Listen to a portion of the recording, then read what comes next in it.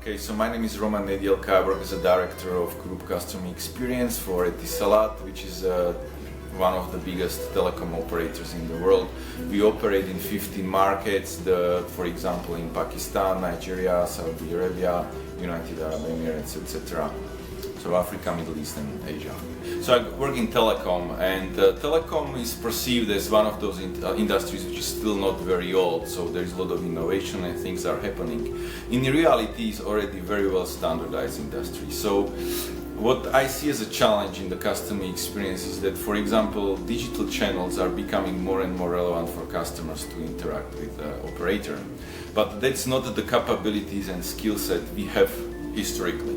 So to build up these capabilities and internalize skill set to make great online and digital interfaces for our customers, that's something which is really currently a challenge for us and something we are focusing on. Another point I would really like to highlight is the need for persistence in commitment to customer experience delivery.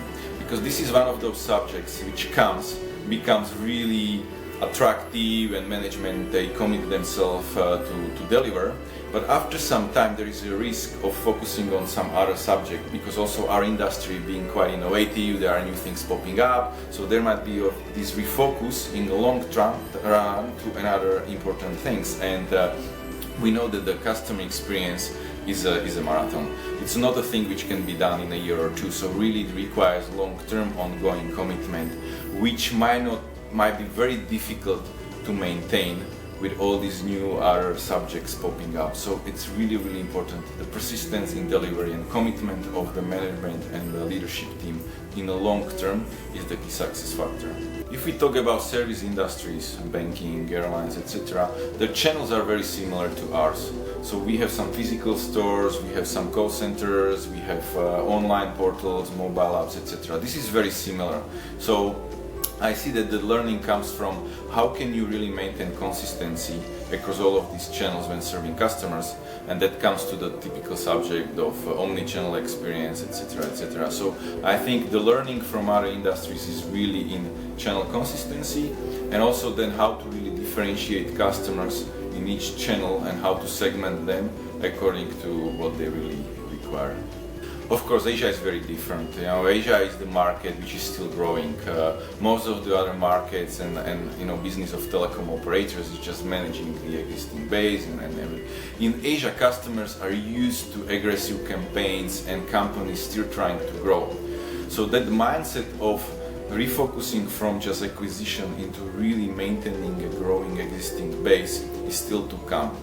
I see already some of the companies are starting to realize this is an important subject and are already focusing on experience, but I think customers are not used to this. So it's a huge opportunity, because if someone really understands the importance of experience and starts to then deliver in a way that customer recognize it, then it's a real differentiating factor. So it's a huge opportunity for it's a huge opportunity for companies, and of course it's a great recognition for customers. So in Asia I see this actually as a much bigger opportunity in any markets, and we are addressing it in that way.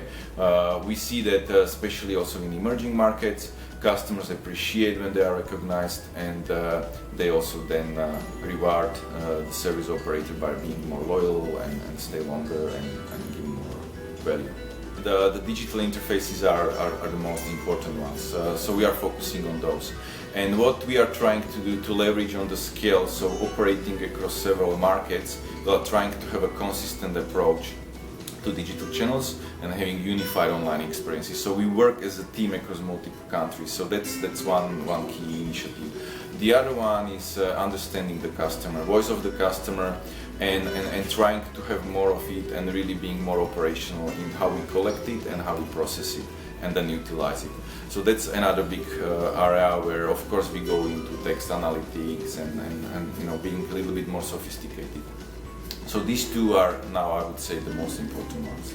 So this whole customer delight, I understand that it's typically it's a nice example to show, but I would say that we have shifted from that mindset of delight, because of course you need to balance your economics and profitability with the level of experience what you are delivering. So what we are trying to do is, instead of having one delighted customer and then probably many more which have some issues, we are trying to be consistent in delivery of the quality of experience, and that's more of a focus. So if there was a question like what's the percentage of your customers are feeling satisfied and okay, I would say okay, that's the objective, and the higher this percentage is, the better. So we focus more on being consistent in the quality and experience rather than having few extremely delighted customers. That's also not the scope of our industry. We are telecom. This can be,